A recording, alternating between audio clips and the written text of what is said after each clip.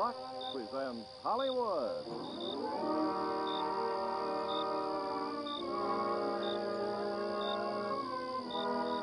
Lever Brothers Company, the makers of Lux Toilet Soap, brings you the Lux Radio Theater, starring Dana Andrews and Pat Crowley in War of the Worlds. Ladies and gentlemen, your producer, Mr. Irving Cummings.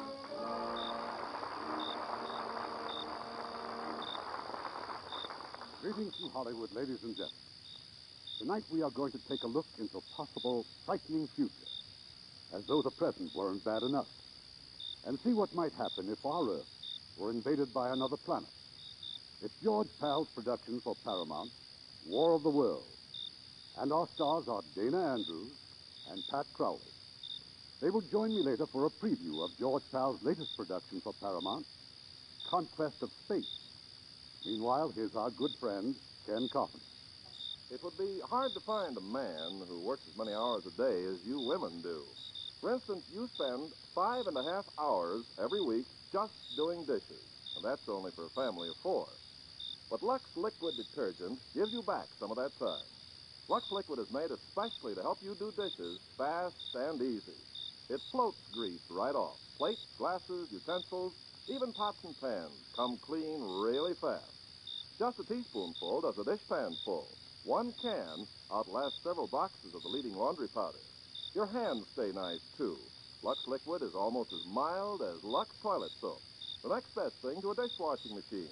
That's Lux Liquid. Lever Brothers unconditionally guarantees Lux Liquid is just as wonderful as we say. And the millions of women who've used it have found that Lux Liquid is as good for dishes as Lux Flake Care is for nylon. Buy it when you mark it. Lux Liquid in the can with the dripless spout. Now, Act One of War of the Worlds, starring Dana Andrews as Clayton and Pat Crowley as Sylvia.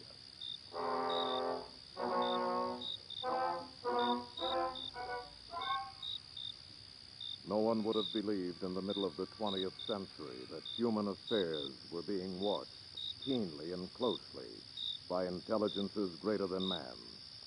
Yet across the gulf of space on the planet Mars, intellects vast and cool and unsympathetic regarded our Earth with envious eyes, slowly and surely drawing their plans against us. Mars is more than 140 million miles from the sun, and for centuries it has been in the last stages of exhaustion.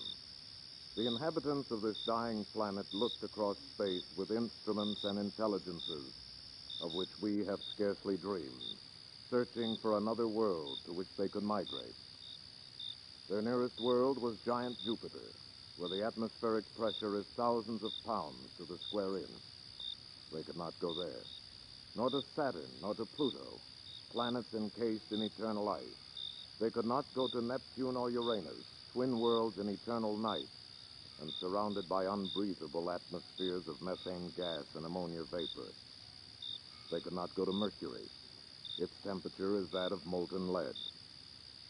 Of all the worlds that the intelligences on Mars could see and study, only our own warm Earth was green with vegetation, bright with water, and possessed a cloudy atmosphere eloquent of fertility. It did not occur to mankind that a swift fate may be hanging over us, that it would come at the time of our nearest approach to the orbit of Mars, that it would begin in or over the mountains northeast of Los Angeles, California, on a pleasant summer evening.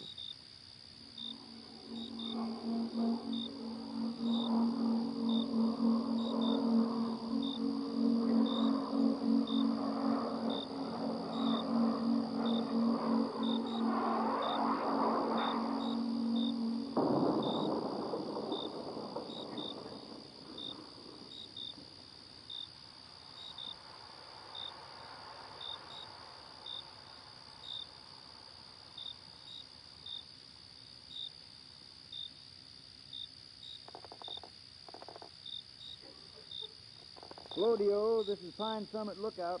I got a smoke. Okay, what's your reading? Azimuth, 160 degrees, 30 minutes, right where that meteorite just hit. You see it? Not me, but a couple of the guys did. Must have been a pretty big fireball. Big. I never seen anything like it. Hey, look, you better get a pump truck over there before the fire gets really going. Will do.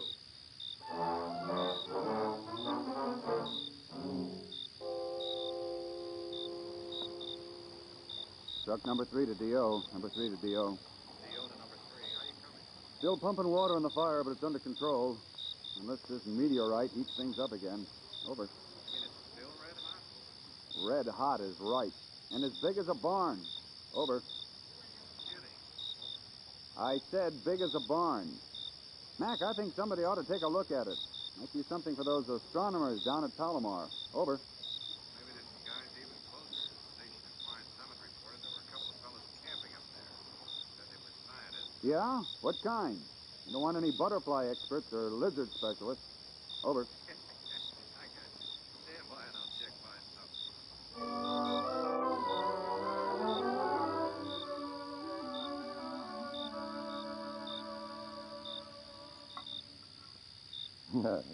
No butterflies or lizards. Just brook trout, yes.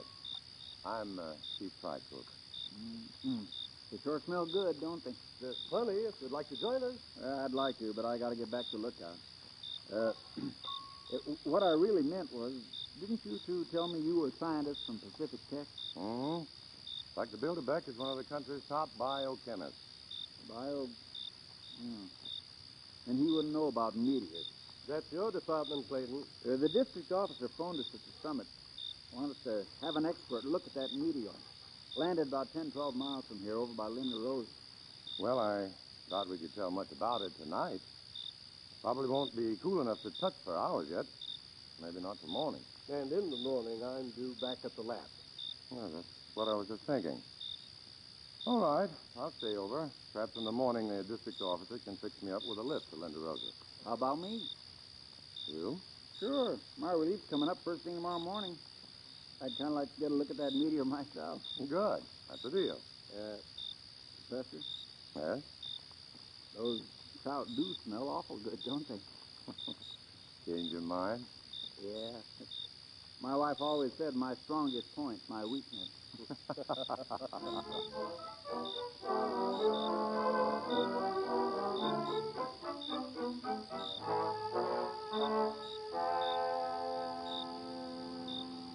Well, what do you know? Look at all them cars. Yeah. Sightseers already. Yeah, one of them's the sheriff. That's his car parked on the fire break.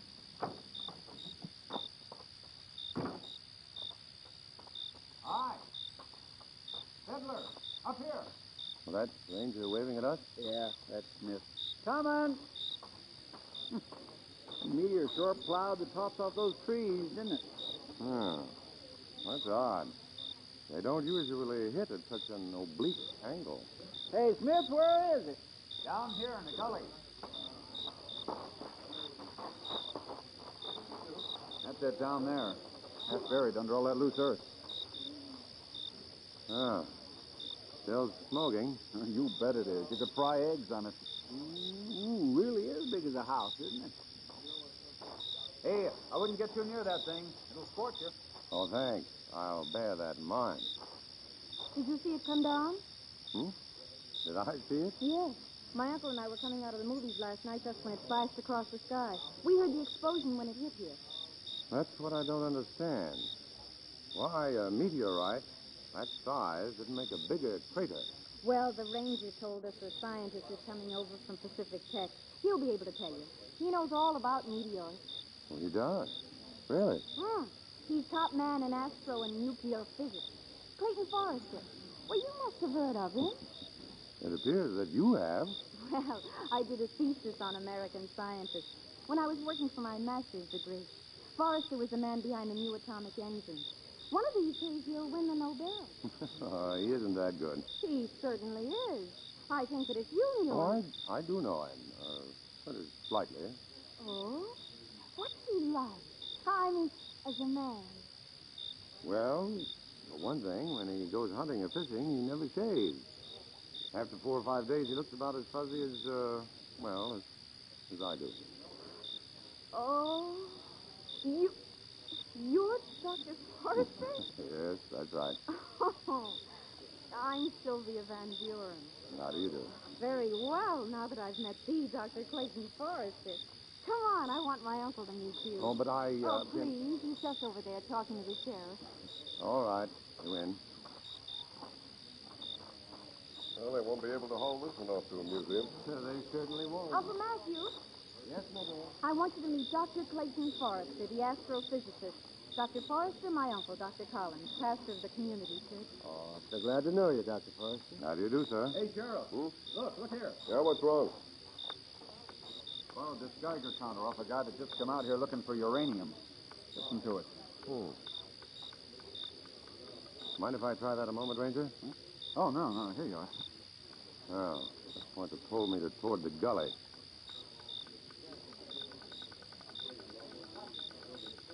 See what I mean? Uh-huh. It's a meteor, all right. It's radioactive? Apparently. But why? It's beyond me. You mean there's no record of anything like this happening before? Well, I've never heard of it. Well, maybe I'll stick around until that thing cools off.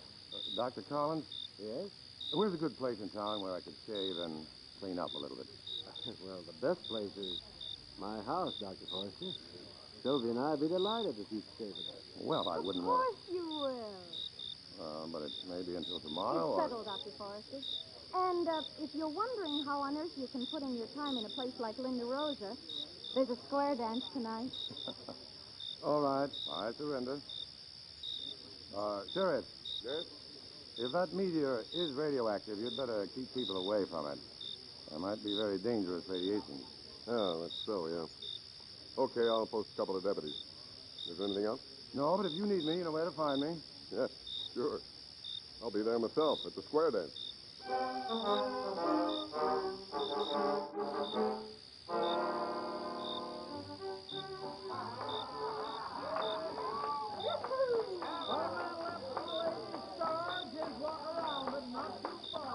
Having fun, Dr. Forrester? Sure.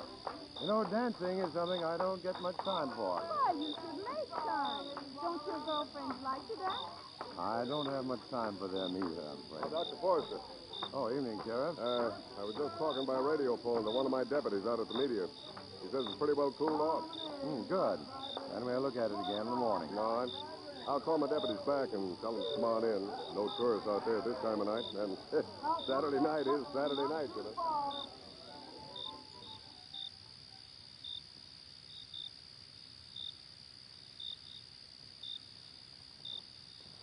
Hey, Salvador. Yes? What did he say? Sheriff says to come on in. Oh, good. Maybe we go have a beer, huh, Alonso? Just a minute. Alonso. Coming from that meeting.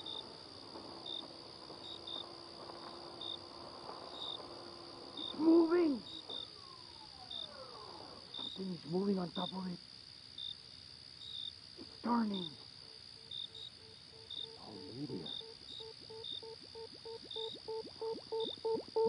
Alonso, look at that. It's going right up through that opening in the top. Like a snake. Periscope like a culprit head on it. Metal, some kind of green metal with eyes. It's turning all around. What's it looking for? Maybe. Maybe.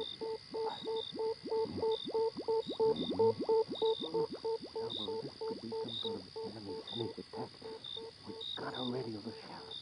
But we don't let him see us, huh? No, we crawl along this till we get near the patrol car and make a run for it, right? Maybe. Let's go.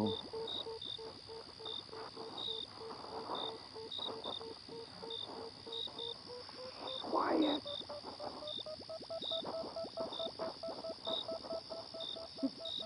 Run! We gotta run!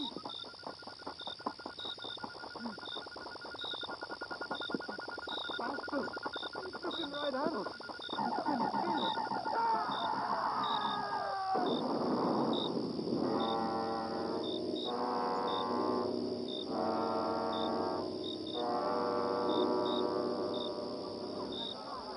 Hey, the lights. Who turned off those lights? Now, wait, don't get panicky, folks. Sylvia, Dr. Forrester. Yes, Uncle Max. Over here, Dr. Collins. Good. Nothing to be alarmed about. You know, at midnight they always play Good Night Ladies and turn out the lights. I think they're just ahead of time. Well, let's check our watches. One second, Matt.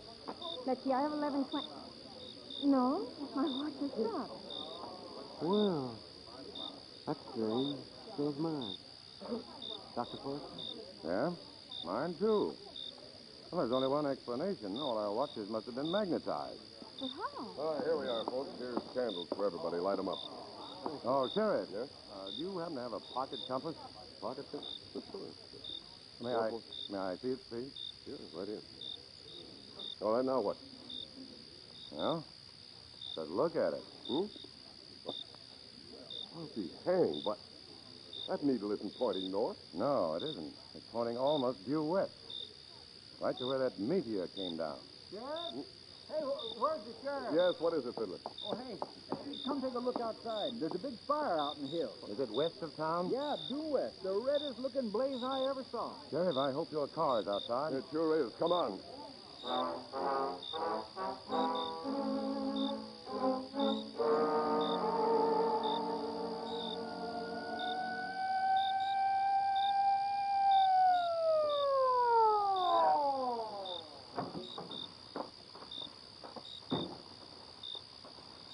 Well, there's the reason the lights went out. Power line's down. Yeah. It's funny. Alonzo and Salvador were going to go back into town, but there's their car right over there. Then they must still be around. Yeah. Alonzo? Salvador? Well, Sheriff, turn your flashlight over there, along that ditch. Where? Right over there. Those two white mounds in the ditch. Are those ashes or...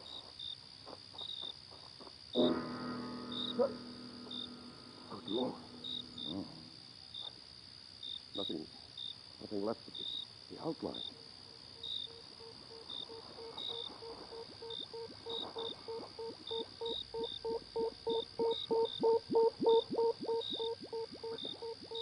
Listen, what in the blazes? Now, quick.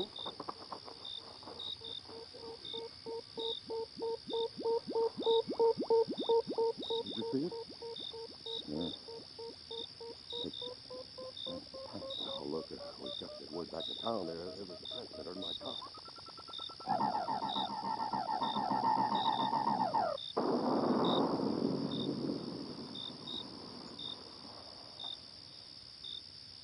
You had a car, Sheriff. But Forrester, what is it? What kind of a gizmo is that thing? Oh. Until a minute ago, I'd have sooner believed in fairies, witches, and ghosts. But now I think that gizmo is a machine from another planet. Forrester, look. Coming over those mountains.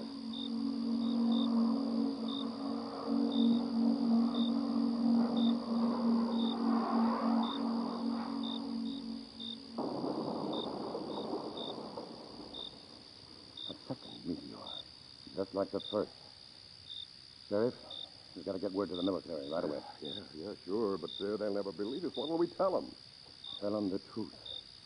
That we're under invasion from outer space.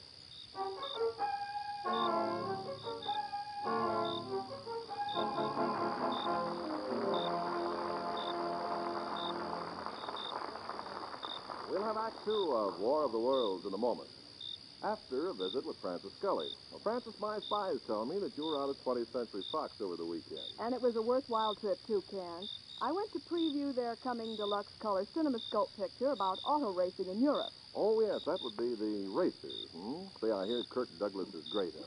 Oh, he's in good company, too. Bella Darby, Gilbert Rowland, Cesar Romero, Lee J. Cobb, and Katie Urado are also stars. Well, those European racers are famous for their excitement and danger. And Henry Hathaway, who directed the racers, made sure movie fans would see the real thing. He used up over 90,000 feet of film shooting actual races. They must have gotten some spectacular shots. Some fabulous shots, Ken. But the picture isn't all racing. The Love and Kisses department is well taken care of by Kirk Douglas and Bella Darvia. well taken care of. Well, with Belly Darva and Katie Arado in the racers, there'll be at least 2 Lux complexions on display. Well, that's what you like, isn't it? Well, I guess most everybody does, though. There's nothing like a real Lux complexion. And how true those words are, ladies. There's nothing like a real Lux complexion in Hollywood or anywhere. And it's true that 9 out of 10 movie stars like Bella Darby and Katie Arado count on Lux toilet soap to help keep their complexions looking like a star's complexion should. But Lux can be your soap, too. You don't have to be a movie star to have a movie star complexion. That's the beauty of Lux. It can give you skin that would be called beautiful anywhere, even in Hollywood, the beauty capital of the world. So use mild and gentle Lux. It's unconditionally guaranteed by Lever Brothers. Believe me, once you use it, you'll say there's no other soap quite like Lux. Now our producer, Mr. Cummings.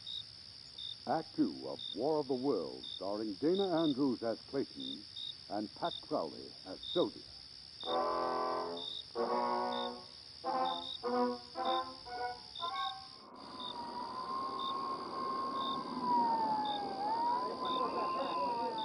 Get those half-tracks out of the way.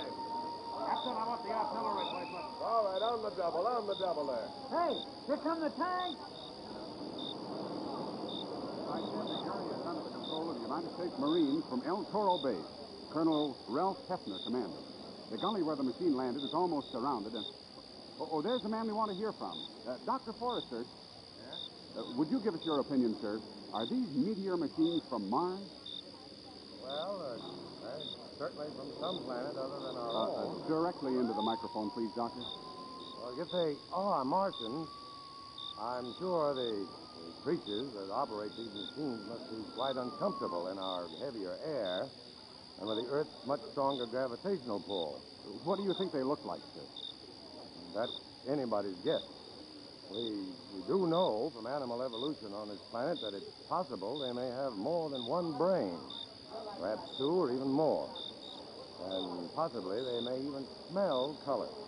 Smell color? Well, that's speculation, of course. Forrester. Yes? Colonel wants you in the command post. Oh, coming. You'll excuse me, please. Certainly, sir. Ladies and gentlemen, that was Dr. Clayton Forrester, head of astrophysics at Pacific Tech.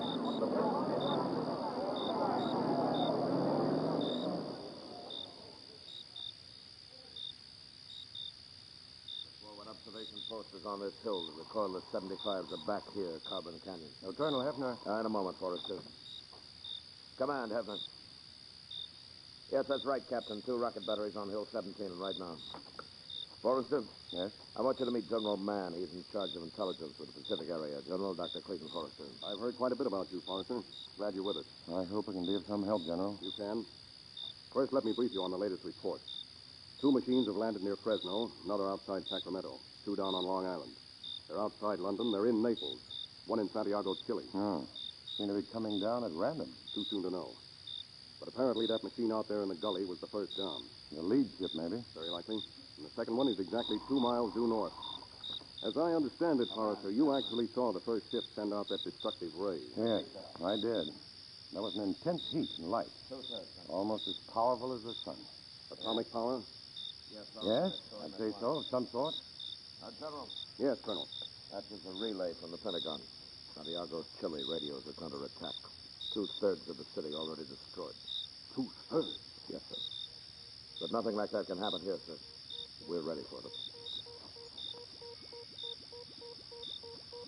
Listen. Is that it? Yes. Let's get to the observation post now. Lights out. Cut all lights. Lights off. Lights off. Lights. Lights. Keep your head down, General. Now focus your field glasses between these sandbags. Yes. You see the gully? There's a greenish light glowing over it. Wait. Something's rising. Like a periscope? Yes. And beneath that, a greenish machine, almost round. Just floating there in the air without propellers or jets. It must be supported by some sort of rays. Probably a kind of magnetic flux. Ah. They must be keeping the opposing poles in balance. And that lifts the machine. There's a second machine. Dr. Forrester. Dr. Forrester. Van Buren. What are you doing? Uncle Matthew insisted upon coming, and I wouldn't let him by himself. Dr. Forrester, you've got to talk to him. Miss Van Buren. Please. You've got to stop him. He wants to go out and talk to those medium What? machines. All right, take me to him. Uncle Matthew keeps saying we should try to make the Martians understand we're willing to be friends. If they give us a chance to be. I know. But Uncle Matthew says it's his duty as a minister, a man of God. Well, where is he now? I left him right about... about here. Uncle Matt? Uncle Matt! Forrester, the machines are advancing. There's some fool out there walking to meet them. Oh, no. Uncle Matt! Uncle Matt! It's too late. You can't save him.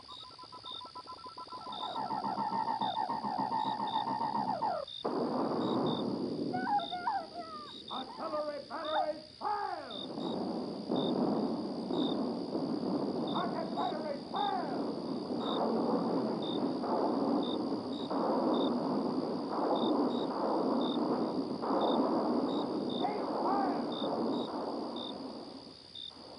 Forrester, they're still there. They're untouched. Yeah. They've put up some sort of electromagnetic covering. A transparent dome. It stops the shell. We're coming at it! All batteries, retreat, fire!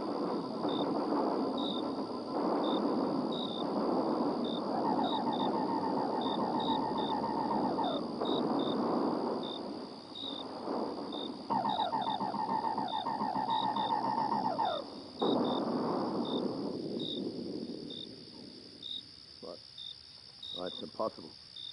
One moment I got heavy artillery, tanks and rockets, whole batteries of 105s, and then that ray hits them, and there's nothing. Nothing. Just a puff of ashes. Well, now we know why 2/3 of Santiago was destroyed. Why, but not how. I think I know, General. That heat ray neutralizes the mesons. Mesons are the atomic glue which holds all matter together. They cut across their lines of magnetic force, and any object will simply cease to exist. Uh-huh. And just how do we defend ourselves against it? Not with shells and high explosives, I can tell you that. Take my word for it, General. You'd better talk to Washington about uranium and hydrogen bombs. Here they come. Here they come. Come on, let's get out of here. Everybody out! All commands pull back off of Highway 60, Colonel Bucker! Come on, hurry it up! Everybody out!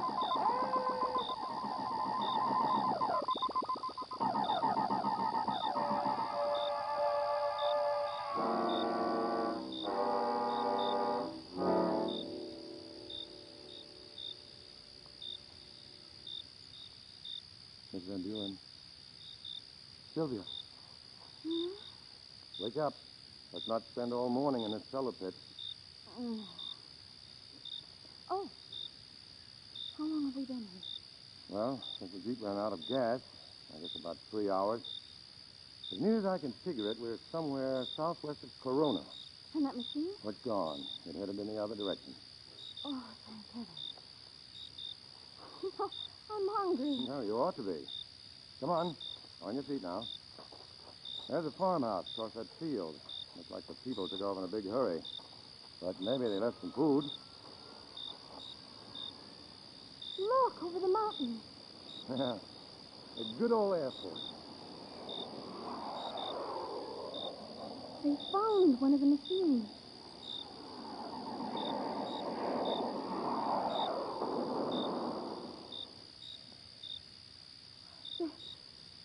It just disappeared. In midair. Yeah. Well, it isn't going to do any good thinking about it. Let's hit for that farmhouse.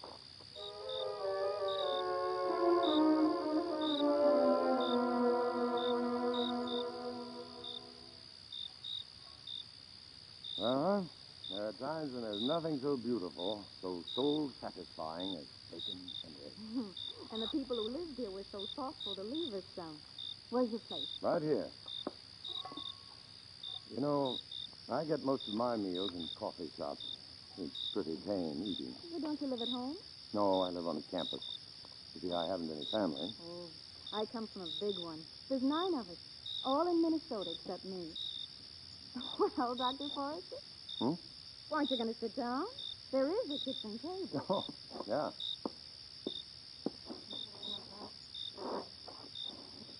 Well, a big family must be fun. I imagine it makes you feel, well, as if you belong to something. It does. Maybe that's why I feel kind of lost right now. Yeah, I know. But everything's going to be all right. Sylvia. Well, at least we've got to think that. They, whatever they are, they murder everything we see. Everything that moves. We're helpless. Sylvia, every creature that has ever lived has had some sort of weakness. Not one of them has ever been invincible. Somehow, we'll find the weakness of these Martians. Some way to stop them. I hope so. I'll get the coffee. You know, I feel like I did one time when I was a little girl. I'd wandered off. I'd forgotten why. But I became awfully still and lonely. Finally, I went to a church. I was afraid to go anyplace else. I stayed right by that door, praying for the one who loved me best to come by and find me. It was Uncle Matthew who found me. I'm awfully sorry about him. Oh, I loved him very much. Oh, I could bawl my head off. You're not going to. You're not the kind. What kind am I? The brave kind.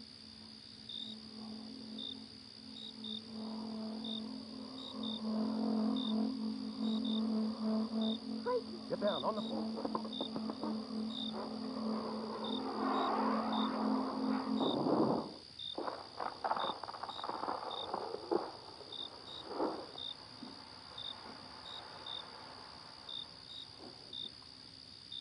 Sylvia? Sylvia? Yes, Clayton. Are you all right?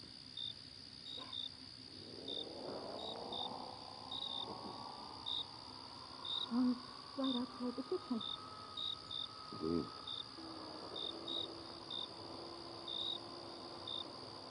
Sylvia, you've got to get a look at them. Oh, no. No. Don't you see? This is the first chance any human has had to get a real close-up of them. If I can tell General Mann and our scientists what kind of beings we're dealing with... All right. But I'm coming with you. Okay. Wait.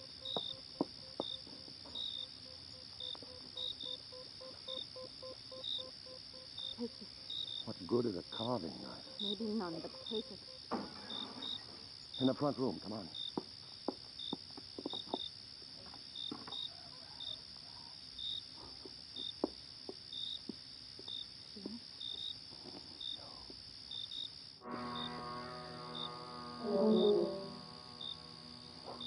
Clayton. Something behind me. Touching my back shoulder. I see it. Don't move. Don't move.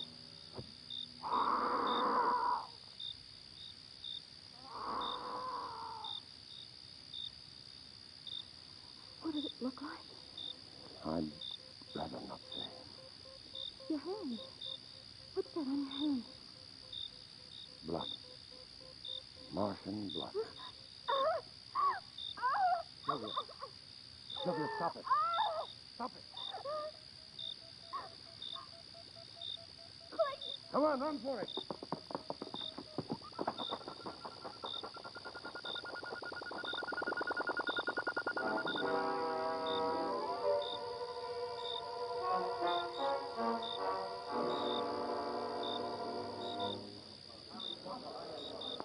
Now, ladies and gentlemen, for the benefit of those of you who don't know me, I'm General Mann of G2. I've asked you here because we desperately need the knowledge and skill of each one of you.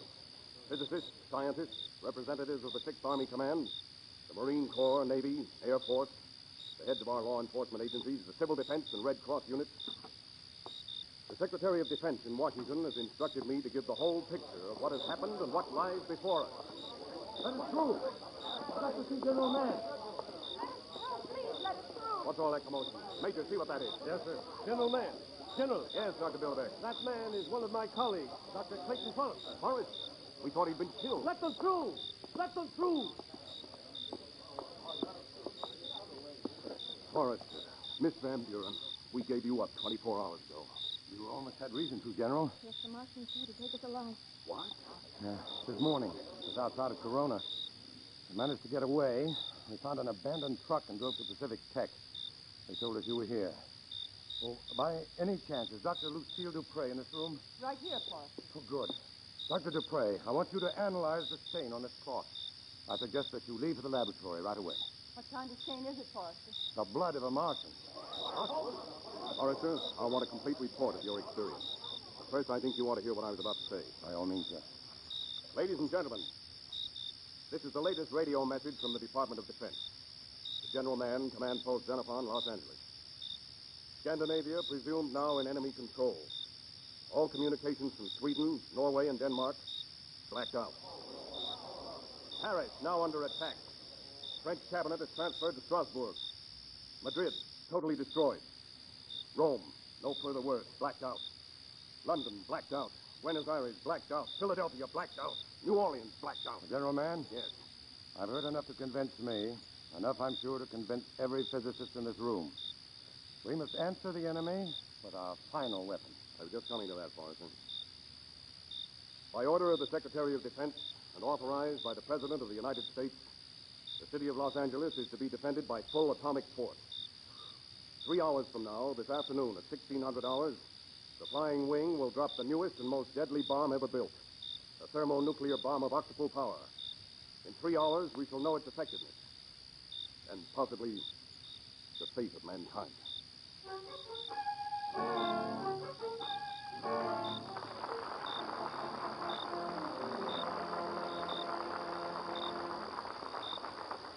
In a moment, Act 3 of War of the Worlds. Ladies, when it comes to wash day, the big talk is all about Rinso Blue, the remarkable new detergent that washes whiter because it blues as it washes. And now there's even a song about it. Listen. Hi, this is Les Paul. And Mary Ford. This is the song of Rinso Blue, complete detergent, completely new. It just goes extra white and clean, 'cause it blues your washing machine. Yes, Rinso Blue gets clothes extra white because it blues as it washes. So get Rinso Blue today. And just remember, ladies, if your present detergent doesn't blue as it washes, it's only doing half the job. So switch to new Rinso Blue. It does a grand job on dishes and glasses, too. And yet, it's so mild on your hands. Today, get new Rinso Blue. It washes whiter because it blues as it washes. And that's unconditionally guaranteed by Lever Brothers. We pause now for station identification.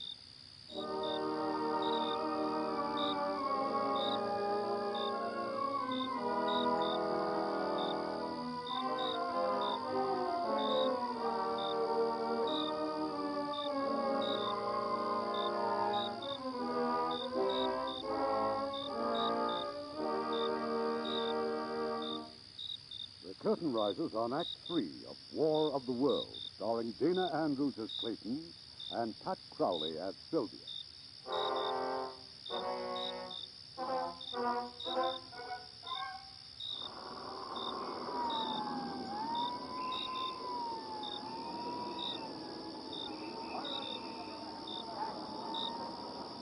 This report is being recorded on tape for future history. If there is to be any future history, the future of our civilization may well depend upon what happens here this afternoon. Attention, please, attention. 3 minutes to bomb time. In case you didn't hear that, it is now 3 minutes to bomb time. Attention, Dr. Forrester. General Man. The target for the bomb is a nest of Martian machines in the Puente Hills. We are approximately 6 miles from the target. There is, however, a forward observation post which has the Martians clearly in sight and which will report back to this base by telephone.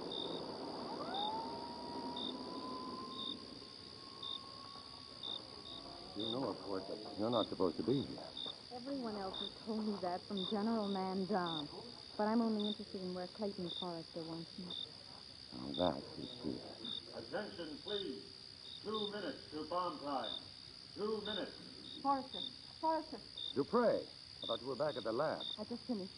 That sample of Martian blood, Forrester. It's astounding. I've never seen blood crystals so anemic. Huh. Anything else? Yes. The structure of the corpuscles is... Attention! The bomber is now approaching the target area. Prepare to take shelter. Forrester, General Mann wants us in his dugout. We're coming. We're coming. Watch your heads, everybody. There's not much clearance yet.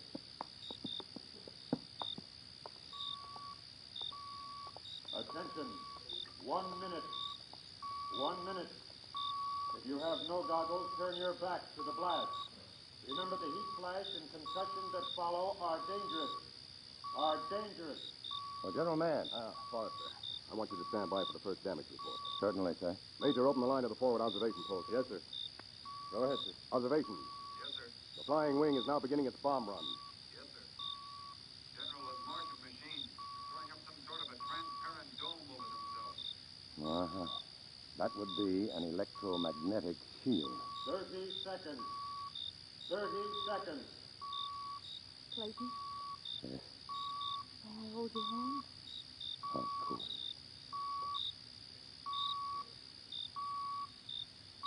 Twenty seconds. Stand by.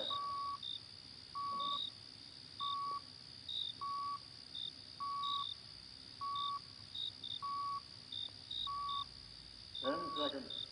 9, 8, 7, 6, 5, 4, 3, 2, 1, 0.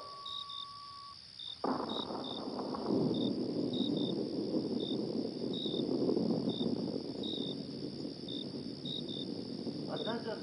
Prepare for heat wave and high velocity wind. Observation. Can you see anything?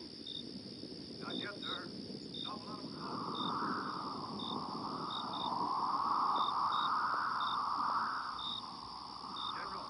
General, we can see something moving.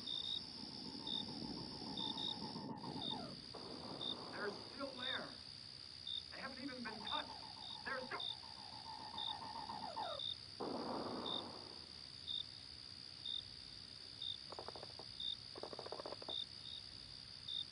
Observation. Come in. Observation, come in. Well, now we know the worst. We may not be through yet, General. No, still a chance. A forlorn hope, maybe, that our scientists can search out some weakness in these Martians. Yes. Perhaps biological. That anemic blood. Look, our battle now is for time. We've got to take our instruments and hide somewhere in the Rocky Mountains. Set up an emergency laboratory there. I'm sure the Air Force stands ready to fly your equipment wherever you wish. That's good enough for us. Bilderbeck, Dupre, you too, Sylvia. As soon as we get back to Los Angeles, we'll gather up all the things we need. And... Coming! They're coming! Everybody out of here. Everybody out!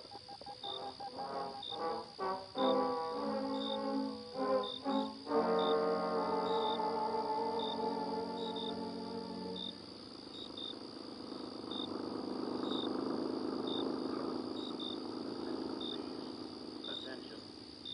This is an official order of the 6th Army Command. Evacuate your homes at once. Take food and water and extra clothing with you.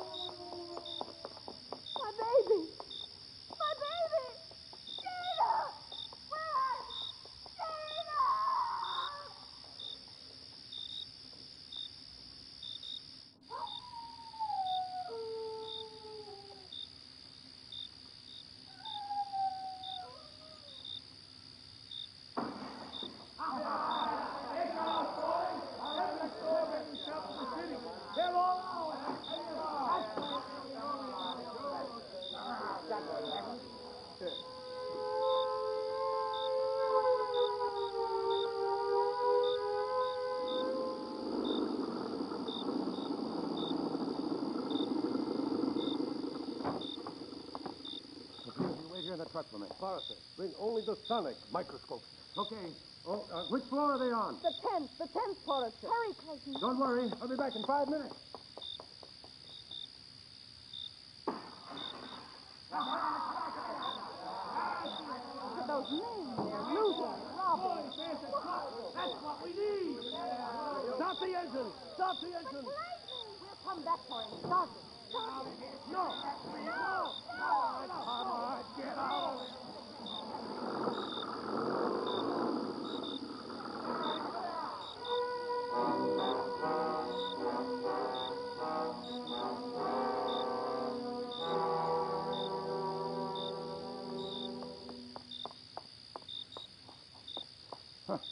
I told him to wait here.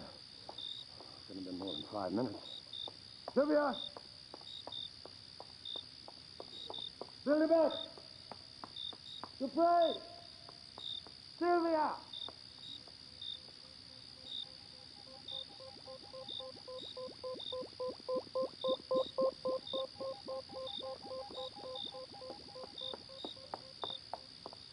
Sylvia! Sylvia back! They went off and left you too, eh? No. Something must have happened. They'll be back. Well, they were in a yellow truck that was... A truck? Sure. I'll give you $1,000. Huh? For what? Your place in that truck. Listen, I said there'd be... 2,000. Look, I don't want anything from you. 5,000. I'm rich. I've got it right here. My wife, servants, everybody. They all ran off and left me. But you can have any amount you... No, I'm sorry. Money's no good now. 10,000, sir. 10,000. Sylvia! Dupre! 50,000. Sylvia back! Sylvia! 100. Everything I've got. Everything.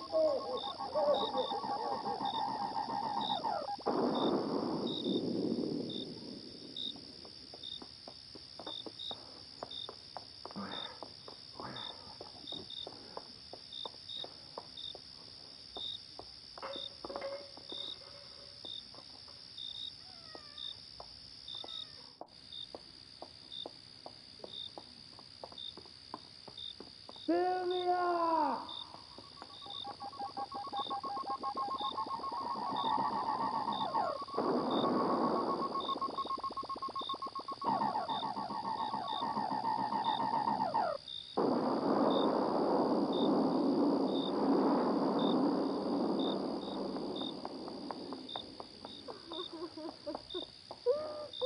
Oh, ma'am, I'm looking for a girl. Tall, dark girl. She was driving a yellow truck and... Well, I'm sorry, ma'am, but she's lost. She's probably very frightened. Look, she said the last time she was lost. And she was so frightened. Maybe that's where it's going. A church.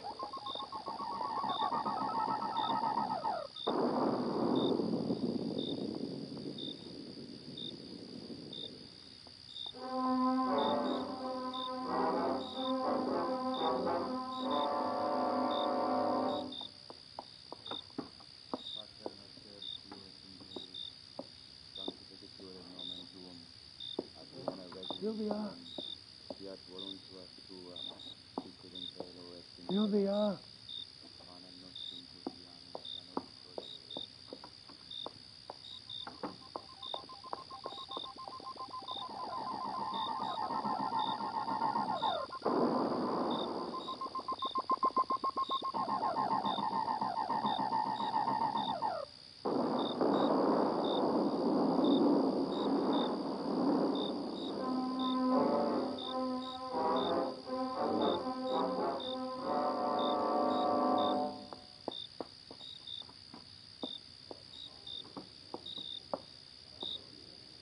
Sylvia?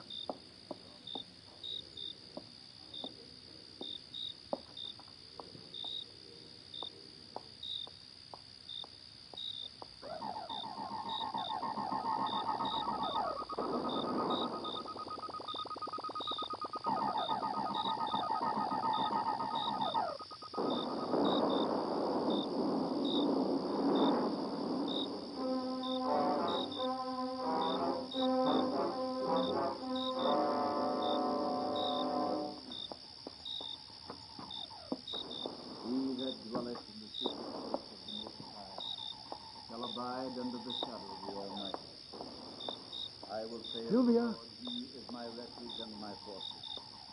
Sylvia. In Him will I trust. Surely He shall deliver Let me you through. from the snare of the Let fowler, me through, and from the noise of Oh, my dear. He shall cover thee with His The mob. They took the And truck, under his pushed us out in the wings shall street thou block trust. from where you left us. I ran back, but you were gone. Shall be thy It's all right now, Sylvia. It's all right. We're together.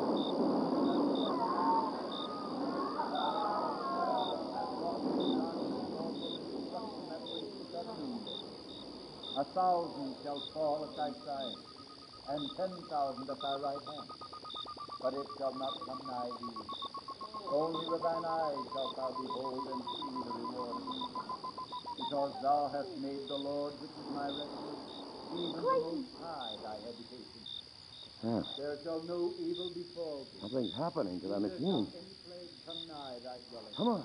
For he shall give his angels charge over thee to keep thee in all thy ways.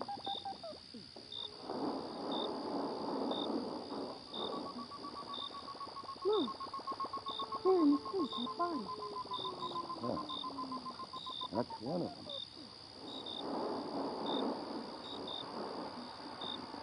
They're dying. They're dying everywhere.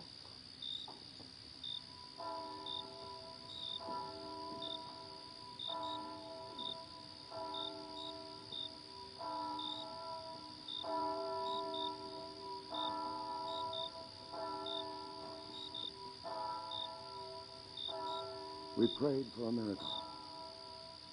And it's happened.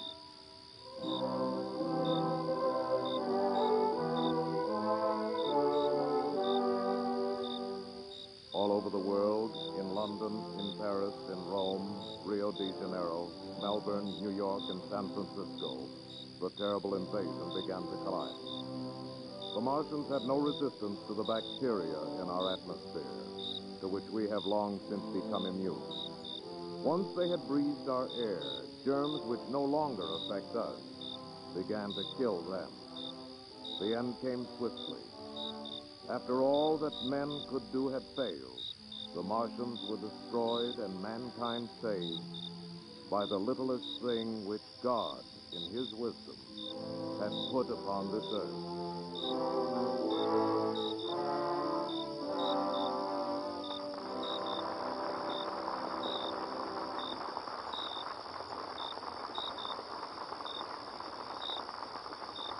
In a moment, our stars will return. Pepsodent, whiter teeth, Pepsodent for me. Whiter teeth are guaranteed, brush them and you'll see. Right.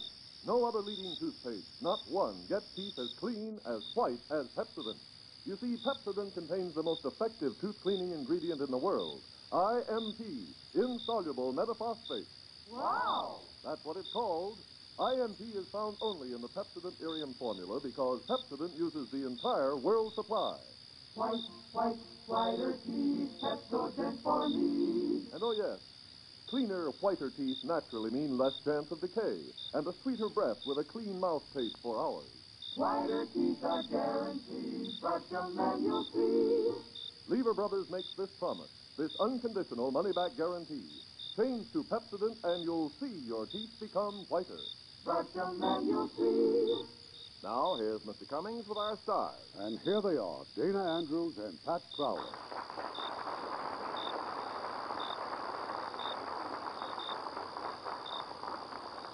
Dana, how do you feel about planetary invasion? Well, Irving, if I have a choice, I'd rather we invaded them. Then you'll want to see George Pal's new Technicolor picture for Paramount, Conquest of Space. Because whereas War of the Worlds is just science fiction, Conquest of Space is science fact.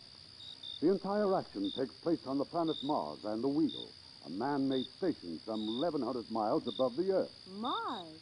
That's a long way to Mars, even with a space station in between. Yes, Pat, the men who lead a fantastic existence on the Wheel are building a spaceship for flight to the moon, but later they receive orders to proceed directly to Mars. And they make it, of course. Yes, but it's a dangerous mission. And there's an exciting and suspenseful climax. And I think it's interesting that all the players are young unknowns who are getting their very first chance. And I hope they'll all be as big a hit as Pat. I understand there's a good chance your name may appear in the Academy Award nominations this week, Pat, for a Best Supporting Actress in your first big role in Forever Female. Oh, well, now that'd be too good to be true. But I'm sure Paramount's The Country Girl will be nominated. But I just don't see how anyone could choose between the performances of Bing Crosby and William Holden. And, of course, Grace Kelly's a saint. Well, there's no doubt at all about you and Grace Kelly being Lux girls, is there? Oh, no, Irving. If getting an Oscar were as easy as having a Lux complexion, I'd be a cinch, too. I'll always use Lux for my complexion. It's just wonderful. And now how about next week's play, Irving? Well, next week, it's an entirely different type of adventure, Dana. One of our 20 greats. A story of a search for gold by a trio of fascinating characters. And it's filled with suspense right up to the unexpected climax. It's Warner Brothers' The Treasure of Sierra Madre. And as our stars will be Edmund O'Brien and Walter Brennan. Oh, I'll have to listen to that, Irving. Good night. Good night. You are both great.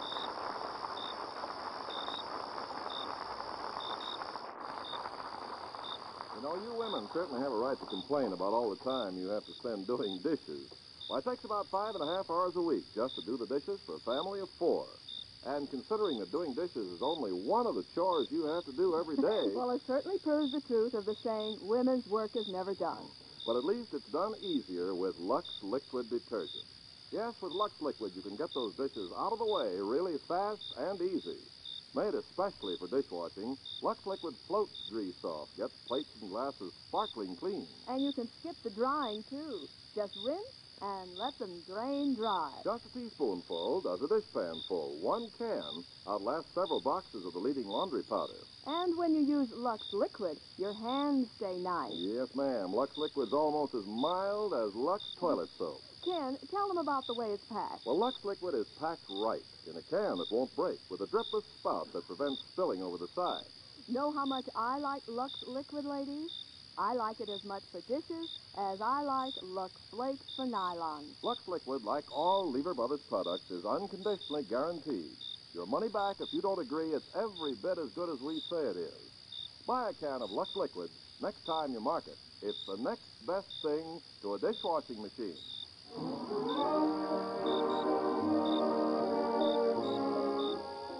Lever Brothers Company, makers of Lux Toilet Soap and Lux Liquid Detergent, invite you to be with us again next Tuesday evening when the Lux Radio Theater presents The Treasure of Sierra Madre, starring Edmund O'Brien and Walter Brennan.